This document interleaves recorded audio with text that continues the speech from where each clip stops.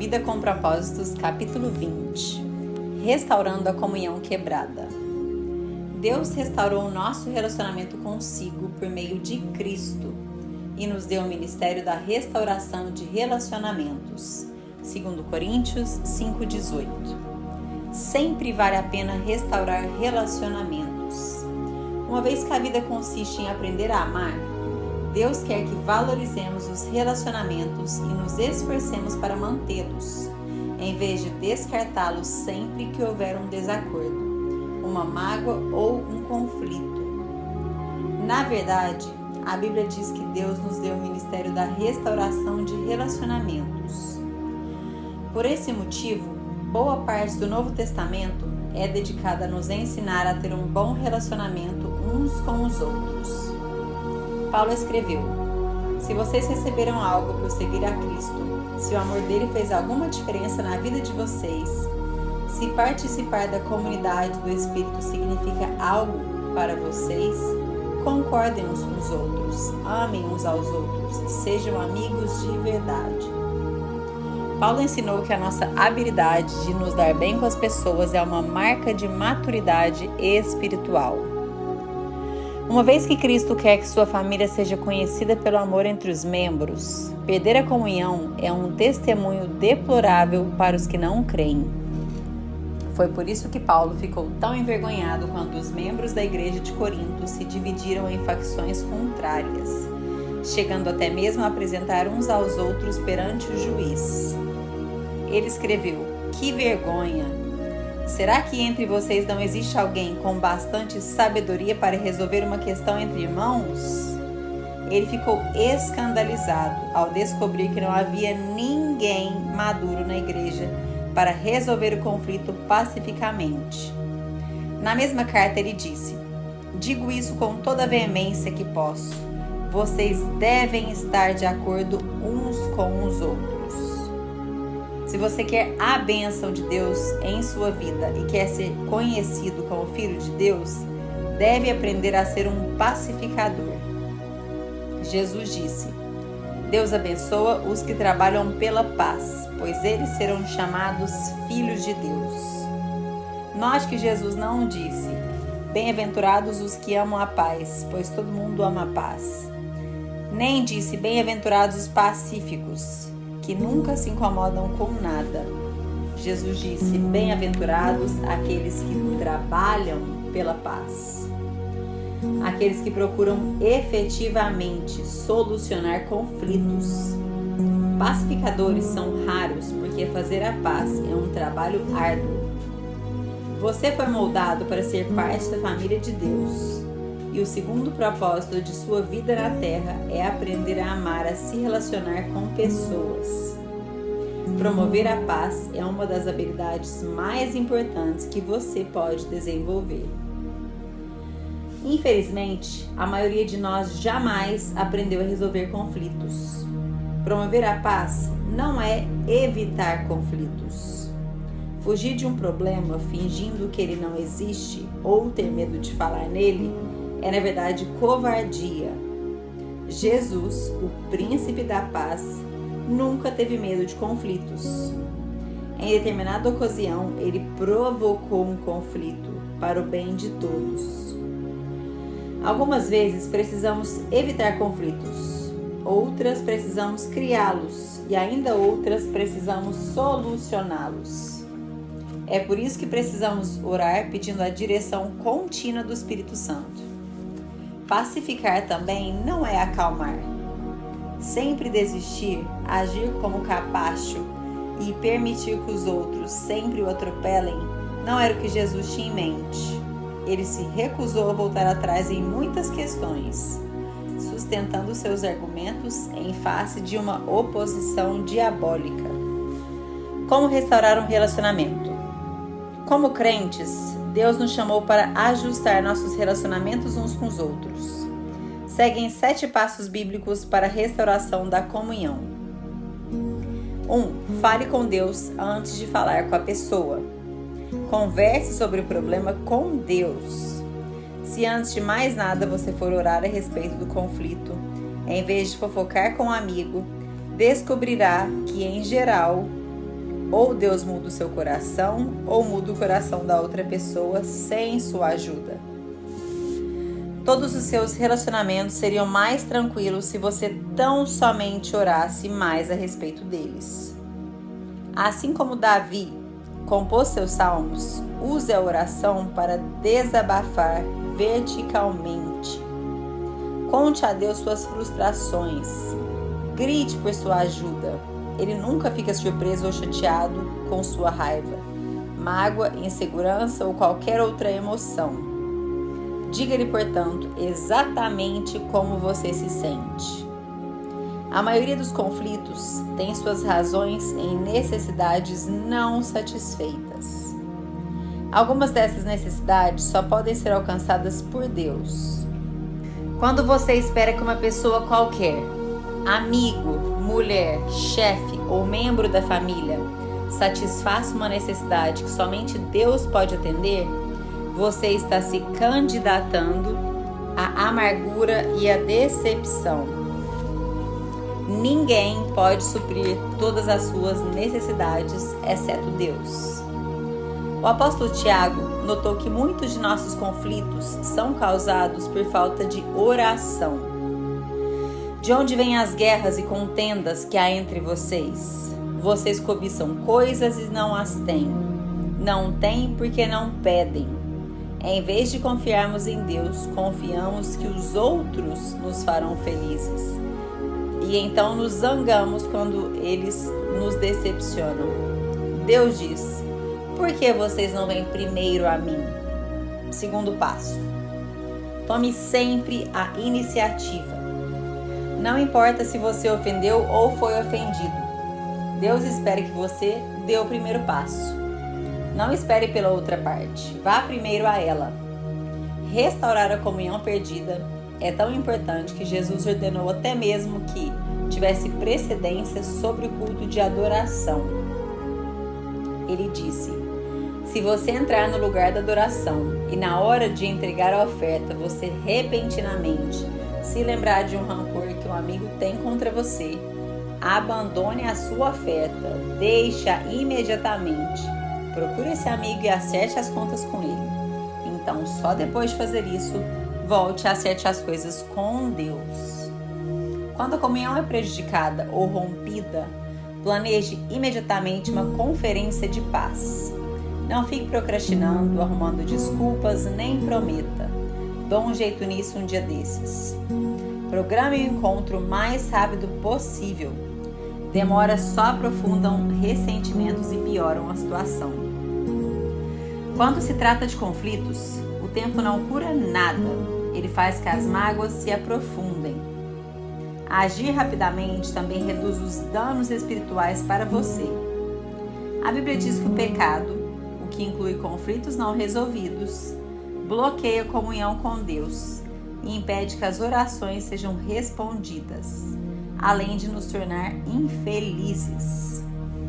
Os amigos de Jó lembraram a ele que ficar desgostoso e amargurado é loucura, é falta de juízo que leva à morte. Lembram também que com a sua raiva você só está se ferindo.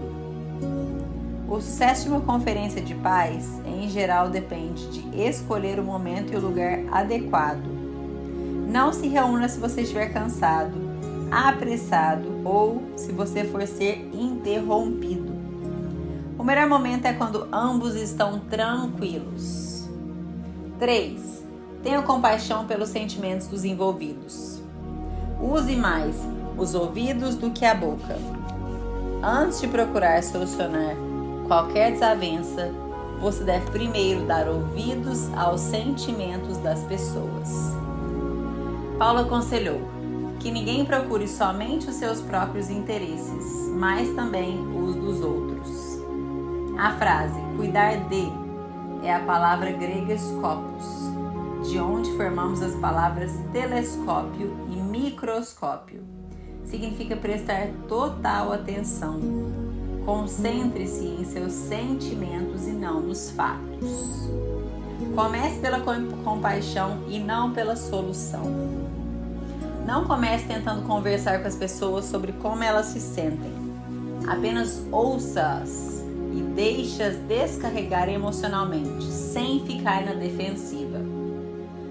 Assinta com a cabeça, sinalizando que compreende mesmo quando não concorda. Sentimentos nem sempre são verdadeiros ou lógicos. Na verdade, ressentimentos nos fazem agir e pensar como todos. Davi admitiu: o meu coração estava cheio de amargura e fiquei revoltado. Eu não podia compreender, ó Deus. Era como um animal sem entendimento. Todos agimos como animais quando estamos feridos. Em contrapartida, a Bíblia diz: a sabedoria do homem lhe dá paciência. Sua glória é ignorar as ofensas. A paciência vem do conhecimento, e o conhecimento vem de escutar a perspectiva dos outros. Quando ouve, você está dizendo: valorizo sua opinião. Preocupo-me com o nosso relacionamento e você é importante para mim. O ditado é verdadeiro. As pessoas não se importam com o que sabemos até que saibam que nos importamos.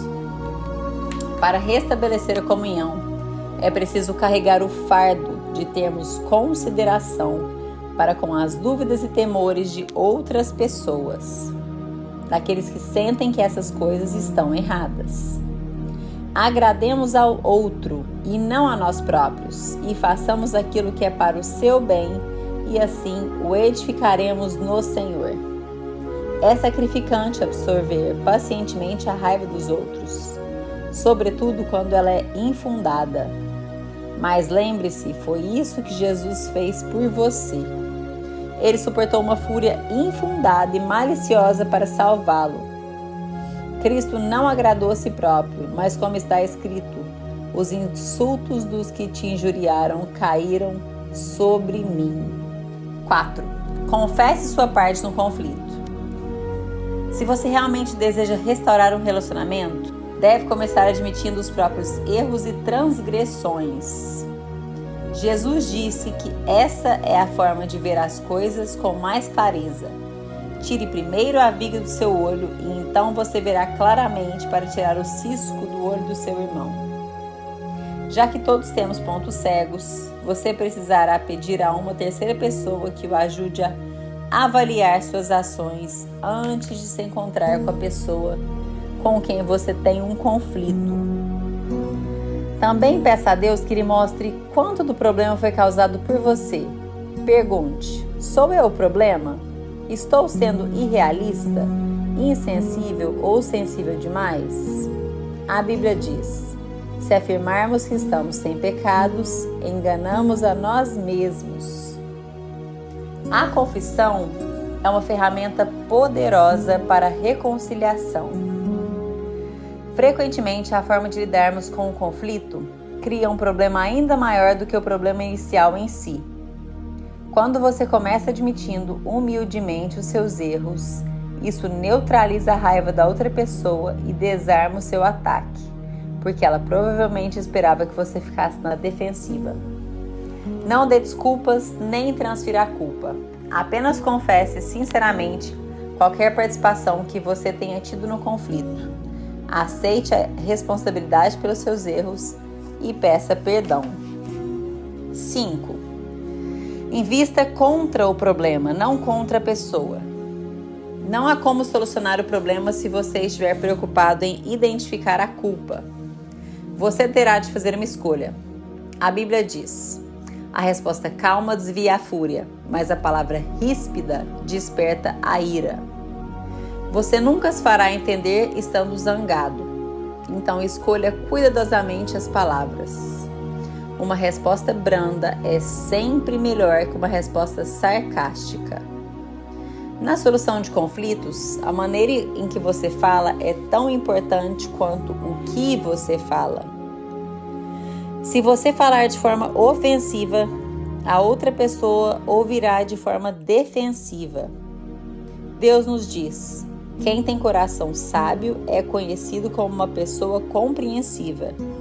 Quanto mais agradáveis são as suas palavras, mais você consegue convencer os outros.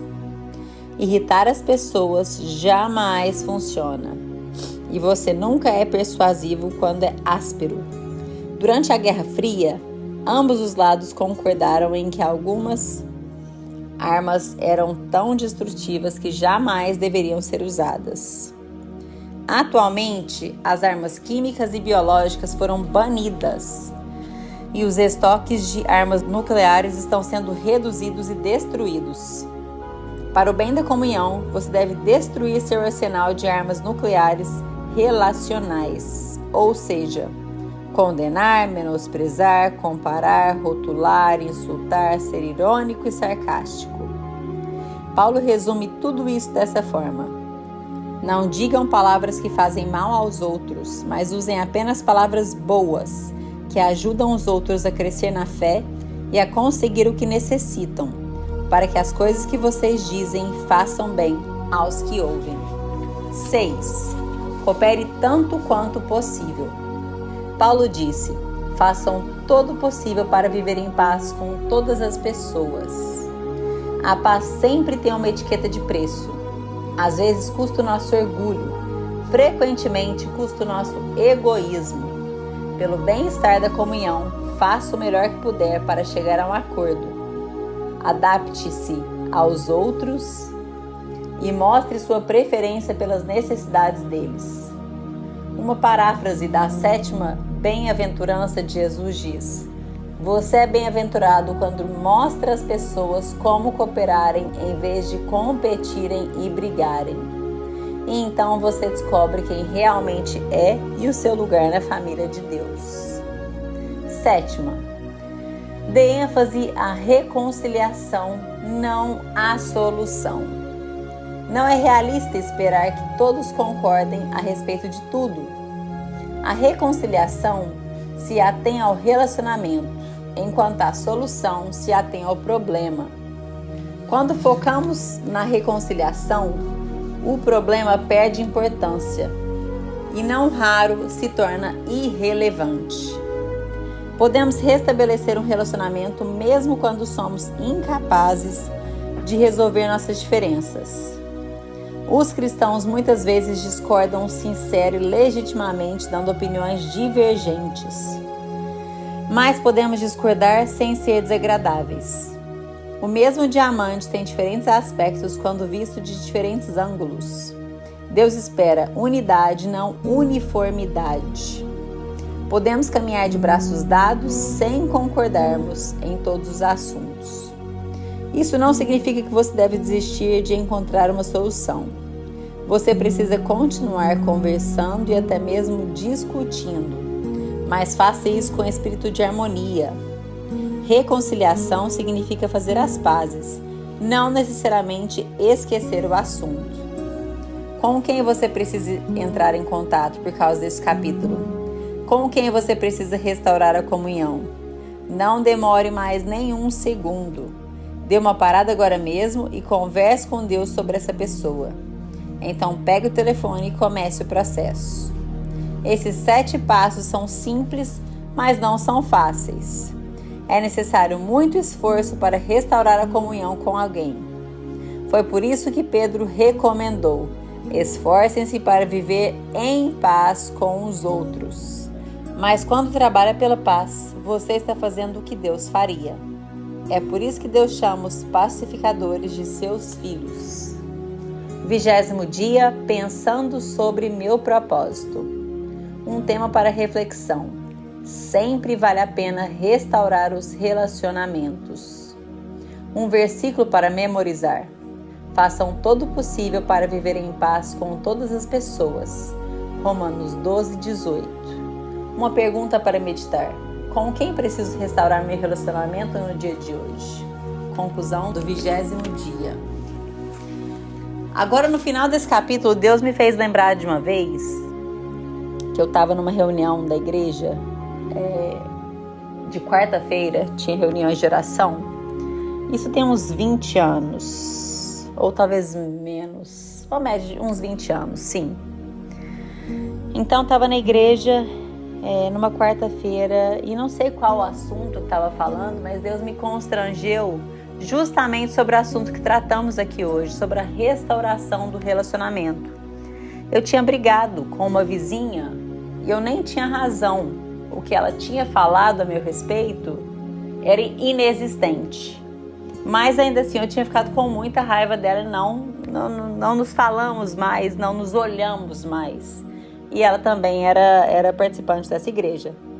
Então eu lembro que em uma dessas reuniões de quarta-feira o Senhor me constrangeu muito com relação a essa restauração, até que eu fui a ela e pedi perdão e nós restauramos ali o relacionamento, que foi muito bom. Então, se o Espírito Santo te trouxe alguém à memória, na leitura, ao ouvir esse capítulo, a narração desse capítulo de hoje, entre em contato com essa pessoa, mande mensagem. Ou talvez o Senhor não te trouxe ninguém à memória ainda, mas faça uma oração, fala: Espírito Santo, me traga à memória pessoas com quem o Senhor quer que eu restaure o meu relacionamento. Entenda que tem amigos que são como as estações do ano. Em alguma época do ano, aquele amigo pode ser muito presente, mas em outras épocas da vida, esse amigo pode simplesmente, como uma estação acaba e começa outra, ele pode ter ido embora, talvez mudou, casou, continuou a vida e você perdeu o contato e tá tudo certo.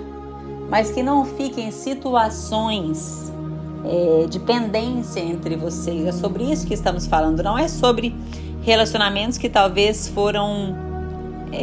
entraram em esquecimento ou que se afastaram, não é sobre isso. É sobre conflitos que não foram resolvidos. Os conflitos precisam ser resolvidos. Não deixe pendências, não deixe pessoas com raiva de você por alguma coisa que você disse e não pediu perdão. Então faça isso. Ore ao Espírito Santo que te traga alguém à memória para que você possa entrar em contato com essa pessoa e pedir perdão, ainda que, como eu, no exemplo que eu te dei, não tivesse culpa nenhuma. Entre você, dê você o primeiro passo e peça perdão. E se ele já te trouxe, essa é a sua tarefa. Entre em contato com essa pessoa e vá restaurar o relacionamento. Ainda que vocês não sejam mais amigos, não tem problema.